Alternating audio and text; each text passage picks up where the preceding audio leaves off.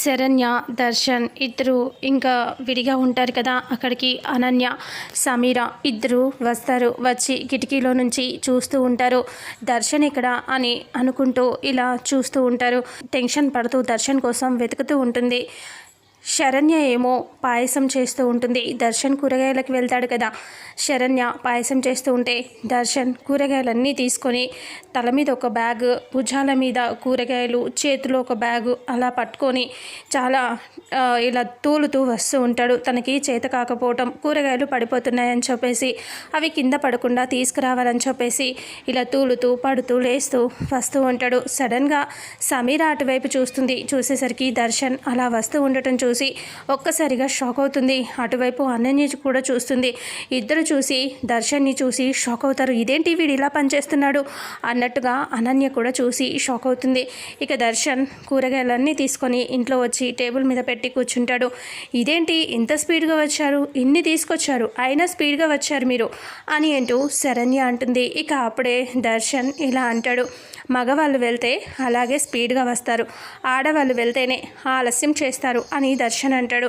ఆ మాటలు వింటూ సమీర, అనన్య షాక్ అయిపోతారు. వాళ్ళిద్దరూ కాపురం చక్కగా చేసుకుంటున్నారని చెప్పేసి ఆశ్చర్యంగా చూస్తూ ఉంటారు. ఇక అప్పుడే దర్శన్ ఇలా కూర్చొని ఉండటంతో ఇదేంటి ఈ బీరకాయ ఇంత ముదురుగా ఉంది, లేత తీసుకురావచ్చు కదా అని శరణ్య అంటే దర్శన్ ఇలా అంటాడు, నువ్వే కదా బీరకాయ అని రాసావు, కానీ ముద్ర లేత అని రాయలేదు కదా, అందుకే ఏదో ఒకటి తీసుకొచ్చిన అని చెప్పి దర్శన్ అంటే ఈ ఆకుకూరలు చూడండి ఎలా ఉన్నాయో, అస్సలు బాగాలేదు, నీవు సరిగ్గా తేనే లేదు అని అంటే ఇక అప్పుడే దర్శన్ ఇలా అంటూ ఉంటాడు, నాకు అవన్నీ తెలియదు, నువ్వు చెప్పావు నేను తీసుకొచ్చాను అంతే అని దర్శన్ అంటాడు.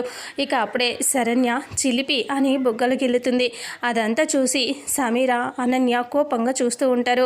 ఇక శరణ్య అలా అనేసి ఇంకా అవి ఇవి బాగాలేవని చూడే దర్శన్కి కోపం వచ్చేస్తుంది. ఇంకా సమీర కిటికీలో నుంచి లోపలికి దీని సంగతి చెప్తాను అని ఇలా ఎక్కబోతూ ఉంటే అనన్య ఆపుతుంది. ఇక దర్శన్ చాలా కోపంగా పైకి లేచి శరణ్యని కొడదామని చెప్పి నిన్ను అని పైకి లేచేసరికి శరణ్య పెద్ద కర్ర తీసుకుంటుంది, సోఫా వెనకాల పెడుతుంది. ఆ కర్రను తీసుకొని ఇలా చూస్తూ ఎలా ఉంది అని ఇలా సైగ చేస్తుంది దర్శన్కి. అప్పుడే దర్శన్ షాకింగ్గా చూస్తూ ఉంటాడు, ఇదేంటి కర్ర తీసుకుందని చెప్పి సమీర కూడా కిటికీలో సగం ఎక్కేస్తుంది, వెనక్కి దిగిపోతుంది. అప్పుడు సమీర కూడా భయపడుతుంది. అప్పుడే అనన్య కూడా భయపడి సమీరని వదిలేస్తుంది. ఇక దర్శన్ భయంగా అలా చూస్తూ ఉంటాడు. శరణ్య మాత్రం ఒక ఆట ఆడుకుంటూ ఉంటుంది దర్శన్తో. ఇంతటితో రేపు రాబోయే ఎపిసోడ్ ప్రోమో ఎండ్ అవుతుంది. ఫుల్ ఎపిసోడ్లో ఏం జరుగుతుందో తెలుసుకుందాం.